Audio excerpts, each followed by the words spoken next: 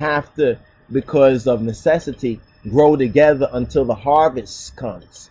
You understand? Because while men slept, you understand, while so-called true Christians, you understand, and people of true faith, while they slept, they allowed this false ideology or this false teaching, this false doctrine, this antichrist, this other gospel to be circulated, that Christ has done away with the law. But is this true? Is it true that Christ has done away with the law? Well, their Christ, according to their misinterpretation, has done away with the law. Thus, what do we learn? We learn that their Christ is lawless. And if their Christ is lawless, their Christ is not our Christ, that their Christ is the antichrist. You understand? Because their Christ is lawless. And we know who the lawless one is.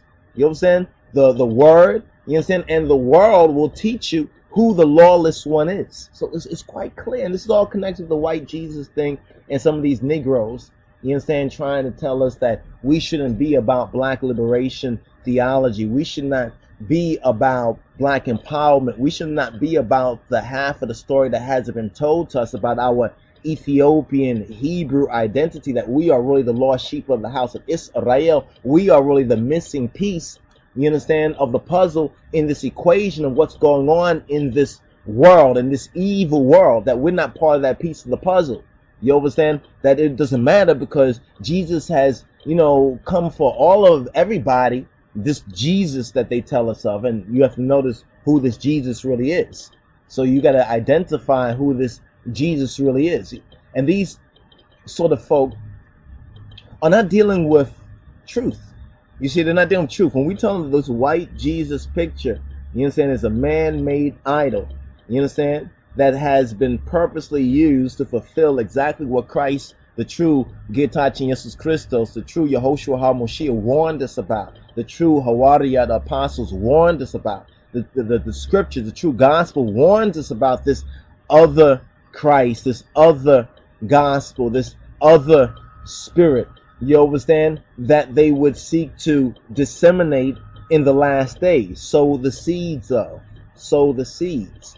You understand? Now Christ sows the seed of the true wheat, but Satan, the lawless one, sows the seed of the tares. And notice they're both in the same field. When you look at the Misale, the parable of Getachi Jesus Christos, the parable of Jesus Christ, they both, remember he says, he told us these Misale Woch. He told us these parables. That you have to understand the importance of the parables, and especially learn the 30 parables. You understand? But the first of all of them is the sower. You understand? The first, if you don't know what the sower means, you understand, then all the rest of the parables and the true teachings of Christ and the testimony is your mind is blinded. You see, you first have to begin with one. You have to begin with one before you go to two. So we have to begin with the parable of the sower. And in the parable of the sower, it's very interesting.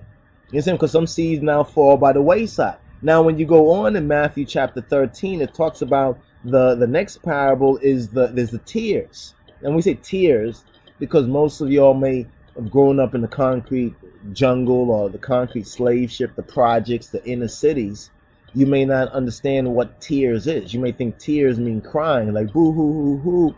You understand? Poor little widow me. You understand? I'm crying. No, it's not those sort of tears. Or I'm hurt, I'm in pain. Not that tears, not tears from your eyes.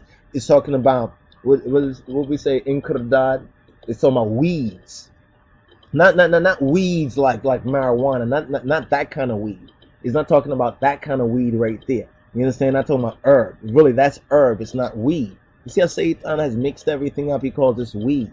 You understand? But you don't go out in your backyard and smoke weed. You know, you get very sick like that. You know, it's really the herb that they call weed, but that's not the weed that we're talking about as far as the tears. The tears are those other sort of weeds that grow alongside, you understand, sometimes the wheat.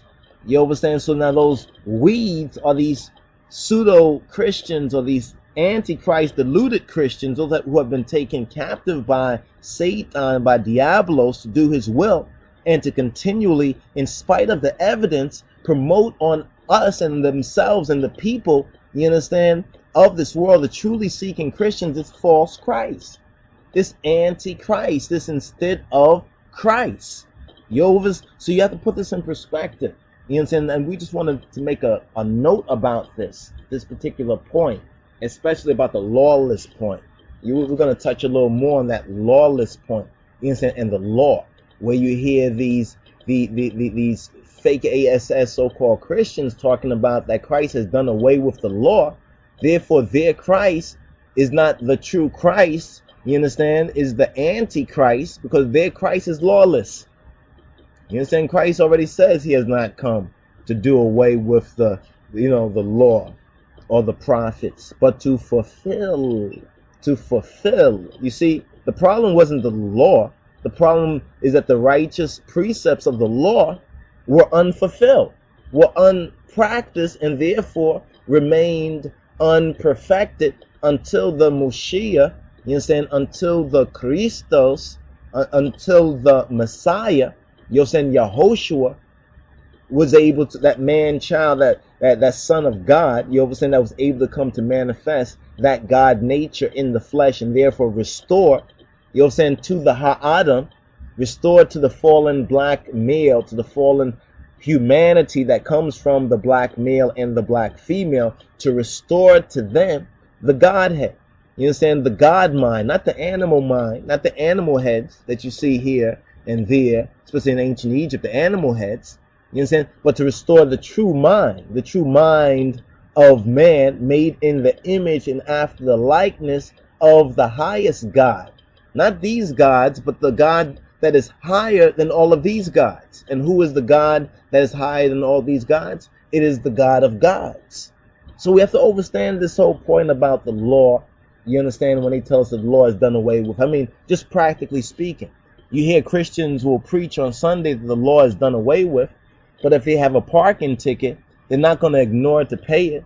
You understand? Or if they, they go to court, you understand? They abide by laws, man-made laws.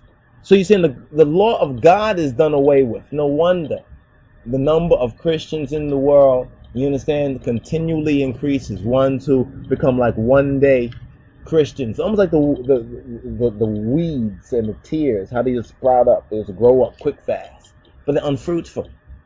See, that's the key right there. But they're unfruitful.